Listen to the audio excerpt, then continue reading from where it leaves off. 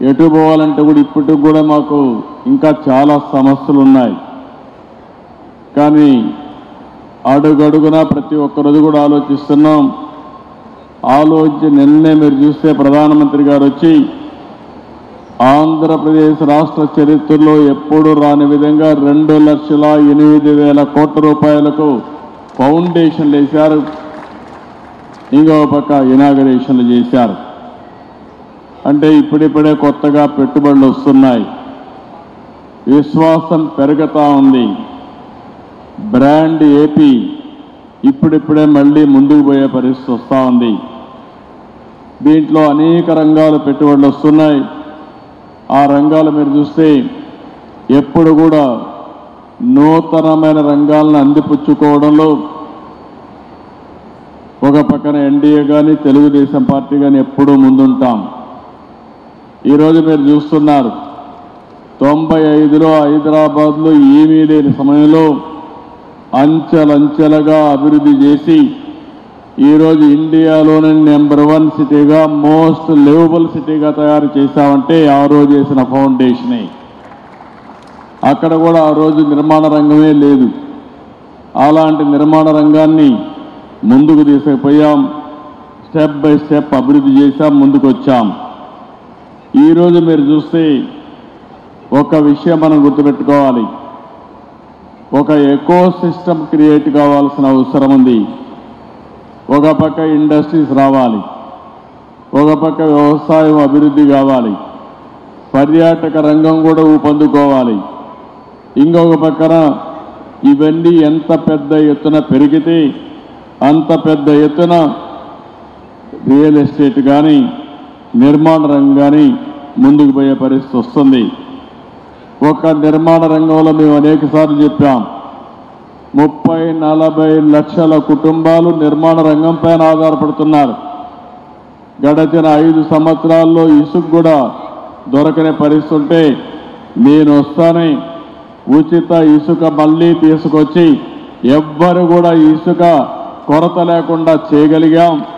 ఎక్కడైనా సరే నేను ఒకటే మిమ్మల్ని కోరుతున్నా, మీకు ఎవ్వరికి ఇసుక దొరకకపోతే నిర్మాణ రంగంలో మీరు దబాయించి తీసుకునే హక్కు ఈ ప్రభుత్వం మీకు ఇచ్చిందని చెప్పి కూడా నేను మీకు తెలియజేస్తున్నా. ఈరోజు ఇక్కడ చూసినప్పుడు ఈ సంస్థ కూడా 1995లో ఏర్పాటైంది. ఆ సంవత్సరం నేను హైదరాబాద్లో మొట్టమొదటిసారిగా ముఖ్యమంత్రిగా నిర్మాణ రంగాన్ని కూడా ప్రారంభించాం, డెవలప్మెంట్ స్టార్ట్ చేశాం. అక్కడి నుంచి అంచెలంచెలుగా పెరిగింది. ఈరోజు ఇంకొక పక్కన మనం చూస్తే రియల్ ఎస్టేట్ రంగం 7.3% ఈరోజు జీడిపిలో ఉంది. ఇది 2047కి 20% పెరుగుతుందని $5.8 ట్రిలియన్ ఆర్జిస్తుందని చెప్పి కూడా ఒక ఎస్టిమేట్ తయారు చేశారు. ఒక విషయం మనం గుర్తుపెట్టుకుంటే అన్ని రంగాలు అభివృద్ధి చేస్తే అల్టిమేట్గా ప్రజల జీవన ప్రమాణాలు పెరగాలంటే నిరంతరం నిర్మాణ రంగం అభివృద్ధి అవుతూనే ఉంటుంది. ఒక ఇల్లు కడతాం, డబ్బులు వస్తాయి, మళ్ళా కొట్టేసి ఇంకొక ఇల్లు కట్టే పరిస్థితికి వస్తారు. అంటే ఎవరైనా సరే ఈ సివిలైజ్డ్ వరల్డ్లో ఒక నాగరిక ప్రపంచంలో నిర్మాణం అనేది కంటిన్యూగా జరుగుతుంది. ఏ సొసైటీ అయితే బాగా అభివృద్ధి అవుతుందో అక్కడ ఈ డెవలప్మెంట్ అనేది అనునిత్యం కూడా ముందుకు పోయే పరిస్థితి వస్తుంది. ఈరోజు ఇక్కడ చూస్తే నేరడ్కో కూడా ఒక పక్క క్రీడా ఉన్నారు, ఒక పక్క క్రీడా ఉంది, ఇంకో పక్క నేరడ్కో ఉంది. మీరిద్దరు కూడా బ్రహ్మాండంగా పనిచేస్తున్నారు. ఇద్దరూ కలిసి ఎప్పటికప్పుడు నిర్మాణ రంగాన్ని అభివృద్ధి చేయడానికి మీరు ముందుకు రండి.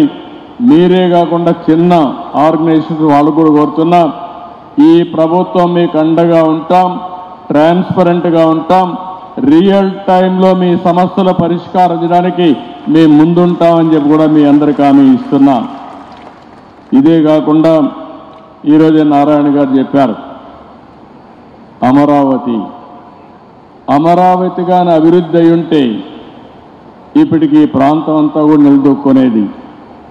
ఒక అమరావతిని పూర్తిగా నిర్వీర్యం చేసి రాష్ట్రంలో నిర్మాణ రంగం అనేది నిలదొక్కోకుండా చేసే పరిస్థితికి వచ్చారు. ఇంకో పక్కన ఎక్కడ చూసినా డెమాలిషన్ చేయడం, భయభ్రాంతులను చేయడం, ఇలాంటి చాలా కార్యక్రమాలు కూడా జరిగాయి. 5 సంవత్సరాలు నేను చూశాను.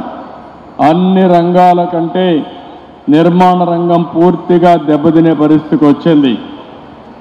ఈరోజు మళ్ళీ మీరు చూసినప్పుడు ఈ 7 నెలలే మేము వచ్చిన తర్వాత 7 నెలలు అయింది. బిల్డ్ ఏపీ అనే నినాదంతో ఈరోజు మనందరం ముందుకు పోతున్నాం. నిర్మాణ రంగానికే కాకుండా అనుబంధ రంగాల్లో అన్నిటికీ ప్రాధాన్యత ఇచ్చాం. ఈ ప్రాధాన్యత వల్ల ఎక్కడికక్కడ ఒక పద్ధతి ప్రకారం ఇవన్నీ జరిగే పరిస్థితికి వస్తున్నాయి. మీరు ఒక పక్కన చూస్తే నా జీవితంలో ఎప్పుడూ చూడని విధంగా ఈరోజు భూ సమస్యలు వచ్చాయి. నాకు వచ్చే 100 పిటిషన్లు వస్తే అందులో 60-70 ల్యాండ్ రిలేటెడ్ సమస్యలే వచ్చాయి.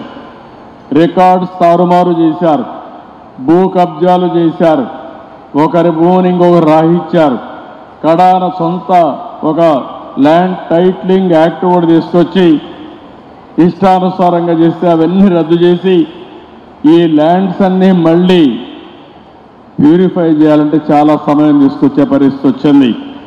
నేను మిమ్మల్ని అందరూ కూడా నిర్మాణ రంగంలో ఉన్నారు కాబట్టి ఇప్పుడే తిరుపతిరావు గారు కానీ మీ వాళ్ళందరూ చెప్పారు, ఒక మాట చెప్పారు, మేము తప్పు చేయం, ఎవరైనా మాలో తప్పు చేసే వాళ్ళు ఉంటే గట్టి చర్యలు తీసుకోమని వాళ్ళు కోరారు. అందుకే నేను చెప్తున్నా, ఈరోజు first time land grabbing prohibition act కూడా తీసుకొచ్చాం. ఎవరైనా కానీ ల్యాండ్ గ్రాబింగ్ చేస్తే మాత్రం ఎవరిని వదిలిపెట్టమని చెప్పి కూడా నేను మీకు తెలియజేసుకుంటున్నా. ఈరోజు ఏ విధంగా ఉంటాయంటే, ఈరోజు మీరు చూశారు టీడీఆర్ బాండ్లు, డబ్బులు తీసుకునేది ఒకరు, నష్టపోయింది ఇంకొకరు. ఈరోజు ఎక్కడికక్కడ దీన్ని కూడా ఒక పెద్ద ఫ్రాడ్ చేసే పరిస్థితికి వచ్చారు. నేను నారాయణ గారికి అదే చెప్పాను, దోషుల్ని వదిలిపెట్టకూడదు, అమాయకుల్ని పనిష్ చేయకుండా ఏ విధంగా చేయగలుగుతారో అది చేయడానికి కూడా ఈ ప్రభుత్వం సిద్ధంగా ఉందని చెప్పి కూడా నేను మీకు తెలియజేస్తున్నా.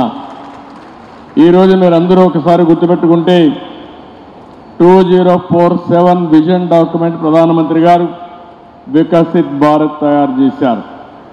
అదే సమయంలో ఆంధ్రప్రదేశ్ రాష్ట్రం స్వర్ణ ఆంధ్రప్రదేశ్ విజన్ డాక్యుమెంట్ తయారు చేశాం. అందులో కూడా 2